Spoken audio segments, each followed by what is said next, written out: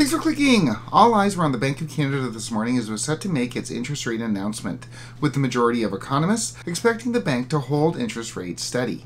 We got our answer at 9:45 this morning, and to the surprise of no one outside of the real estate industry, the Bank of Canada held interest rates at 5%.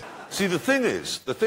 And Bank of Canada Governor Tiff Macklem and Deputy Governor Carolyn Rogers held a press conference shortly following the announcement, where, once again, Canada's titans of journalism held the governor's feet to the fire. Are you afraid of the dark?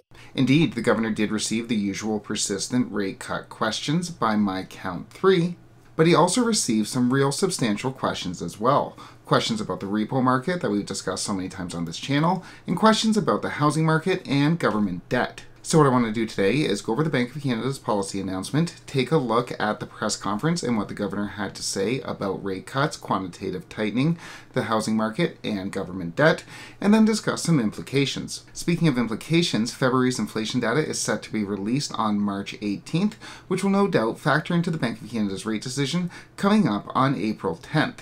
We'll obviously have an update out on both on this channel. Click like and subscribe if you want to get those updates, but for now, let's get into this policy announcement.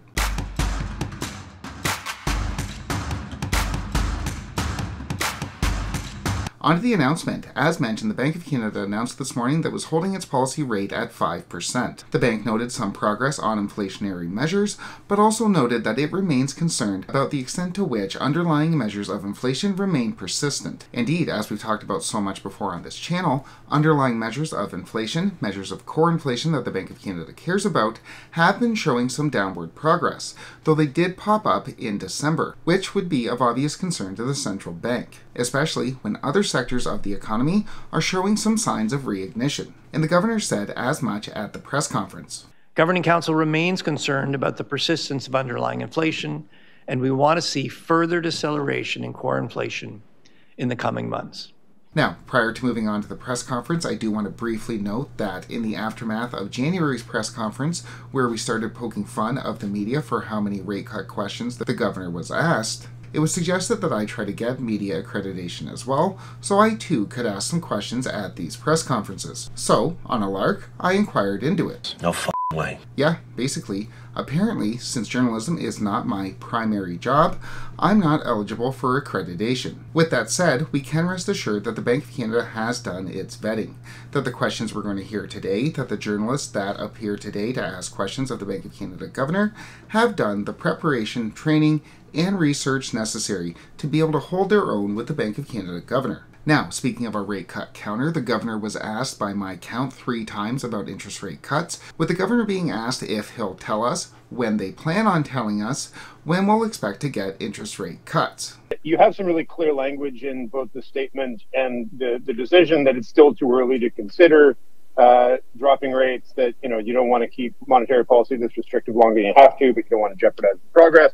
I wonder what your sense is as we move into the next sort of round of decisions, how much forward guidance you think you'll provide. Do you expect to see that language change before you actually move rates, or do you think that you'll just get straight to cutting without providing that level of forward guidance? Thank you. Definitely creative, and I think Deputy Governor Rogers would agree. For his part, the governor responded that the Bank of Canada isn't going to be offering forward guidance on its forward guidance. Giving forward guidance, we don't give forward guidance on our forward guidance. So, I can't really predict what we're going to say. An idiot. And the third interest rate cut question came from, reliable as ever, Bloomberg.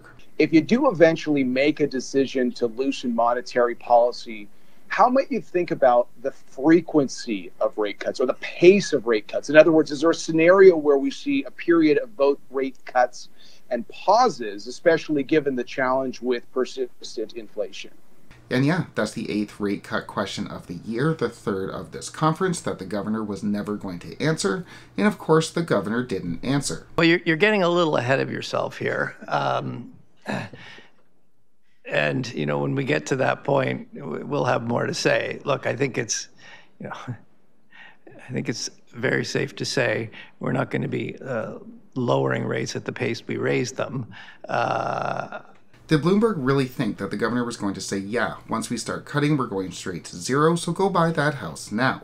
How about I just ask him? Like, that's how they use their time. Regardless, not all reporters wasted their audience with the Bank of Canada governor, with Mark Rendell of the Globe and Mail asking about the repo operations that we've discussed so many times on this channel.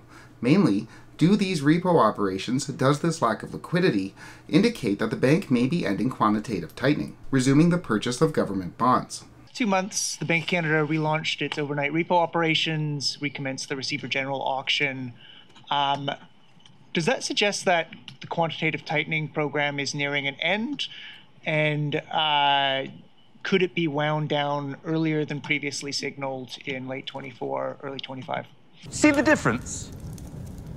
After briefly explaining how the repo market works, the governor went on to note that they haven't done any since January, and that these overnight repo operations were not a sign that the bank would be ending quantitative tightening.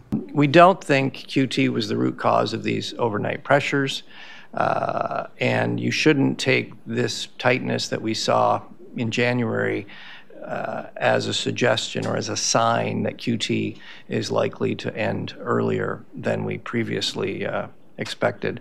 The governor then went on to defer to Deputy Governor Rogers to explain why the Bank of Canada had to enter into the market in the first place. Later in January, markets kind of settled into the view that central banks were likely to cut rates soon, and that pushed the demand for long bonds up.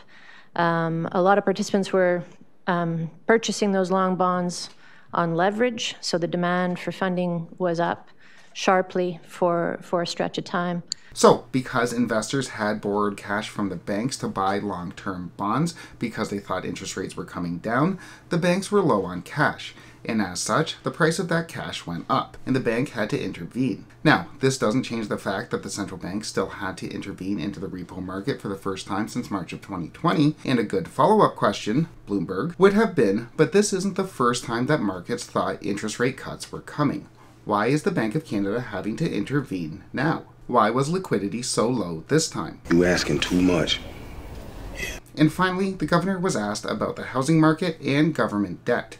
Mainly, if both take off, if we see a massive expansion of government debt of the government's deficit at the April budget announcement and housing market prices take off as well, what will that mean for Bank of Canada policy? So what I'm wondering is if those two things come together and you know, a strong housing and government spending, what will that mean in terms of your sort of outlook and your progress? For his part, the governor provided an unusually clear response that yes, both could have an impact on inflation. You know, if everything else in our projection was the same and housing was stronger and government spending was stronger,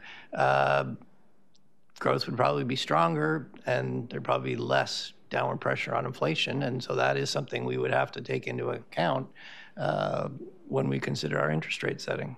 So, while the governor didn't say specifically that yes, the Bank of Canada is keeping an eye on house price inflation, this answer tells us that yes, indeed they are. The bank is well aware that house price inflation will in fact put upward pressure on overall inflation. And it's also keeping an eye on government debt, on government deficits. The Bank of Canada is keeping a close eye on house prices on the housing market, like it did last year, and will adjust its interest rate, either keeping it the same, lowering, or raising it, as need be, like it did last year. Maybe this time's different? So, the Bank of Canada held its policy rate at 5%, and the Bank of Canada governor was asked about the overnight repo market for the first time by someone in the media since it did its operation in early January. The governor and the deputy governor, for their part, provided at least some of an answer, though it would have been nice to have some follow-ups to those questions, as markets have thought we were getting rate cuts before, and that didn't lead to a Bank of Canada cash injection. Bloomberg and some of the other news outlets continued to waste the audience they have with the central bank governor, asking him questions that he is never ever going to answer.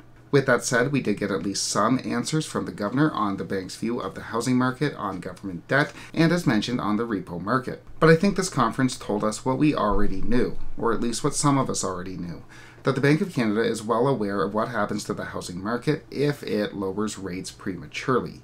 If it lowers rates, it knows that house prices take off, and it's also concerned with government debt, which, if the government ends up running too high of a deficit, can and will put upward pressure on inflation. As much as the real estate industry pretends not to know this, or maybe they don't, the Bank of Canada knows it very well, and as such, will continue to adjust its policy rate or maintain its policy rate accordingly. We will continue to track the Bank of Canada's policy decisions on this channel. Click like and subscribe if you want to get those updates, but for now, thanks so much for watching.